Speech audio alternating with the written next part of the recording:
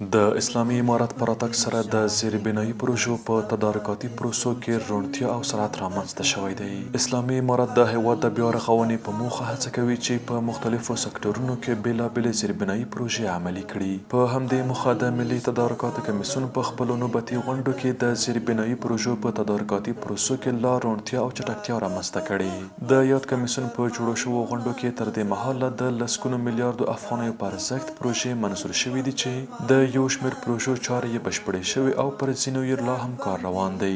د روان 1403 لمریز کال له پیله بیا تر دې مهاله د دې کمیسیون په جوړو شوو غونډو کې د 15 میلیارډو افغانیو په ارزښت 124 پروژې منظور شوي دي. په دغو پروژو کې د لویو لارو، ښاري سړکونو، بندونو او کانالونو، استنادي دیوالونو، روغتیايي مرکزونو، هوایي ډګرونو، ریل پټلیو جوړولو او بیا رغونې، مخابراتي او انټرنیټي خدماتو وړاندې کولو، د اوبو رسولو شبکو، د برېښنايي تولیدي شبکو، کرنیزو ځمکو او تحصیلي بنسټونو پراختیايي پروژې شاملې دي. یادې پروژې د هیواد د پلازمېنې کابل په ګډون په بادغیس، فاریاب، هرات، بلخ، نیمروز، نورستان، کونړ، کندهار، زابل او یو شمېر نورو ولایتونو کې پلي کیږي.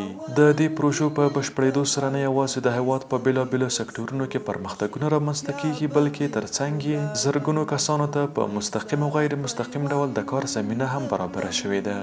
جوړې بدې شاړې کړم ښایسته به دې څو چند